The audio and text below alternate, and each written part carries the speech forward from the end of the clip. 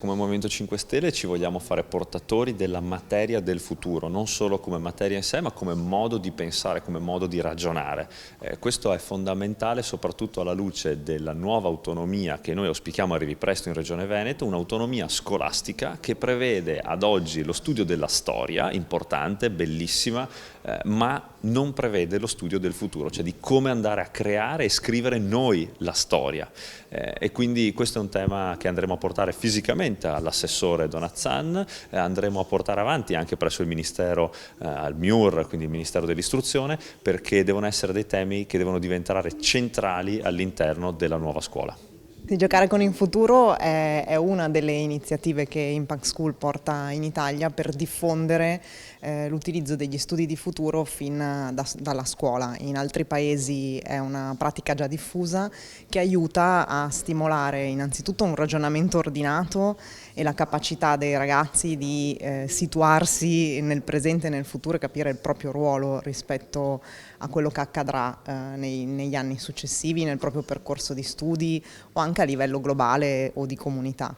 Però soprattutto è anche un bel metodo perché aiuta a stimolare la creatività, il pensiero logico, aiuta a lavorare in gruppo, a migliorare le proprie capacità di comunicazione,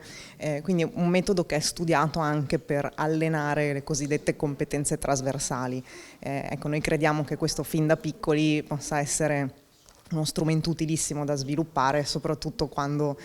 ci approcciamo a un futuro che è incerto, pieno di cambiamenti, spesso repentini, e quella sarà la chiave dal punto di vista educativo da dare ai ragazzi e alle ragazze nel nostro paese e nel mondo in questo contesto. Chi oggi entrerà nel mondo del lavoro farà prima di compiere 40 anni 20 lavori diversi, 10 dei quali oggi non esistono, e quindi c'è una grande incertezza anche rispetto a quando si sente parlare di robotica, intelligenza artificiale e tecnologie dette emergenti. Ecco che sapere quali saranno le nuove tecnologie, sapere gli impatti che queste nuove tecnologie avranno nella società come nel mondo del lavoro consentono di prepararsi al meglio, anche con un grande ottimismo, a quelli che possono essere le conseguenze e quello che sarà, diciamo, il futuro dei prossimi 15, 20, 30 anni. Il clima avrà un aspetto ovviamente fondamentale, ma anche queste nuove tecnologie di fatto cambieranno completamente il nostro approccio. Saperlo oggi ci consente di fare meno errori per arrivare al migliore dei futuri possibili.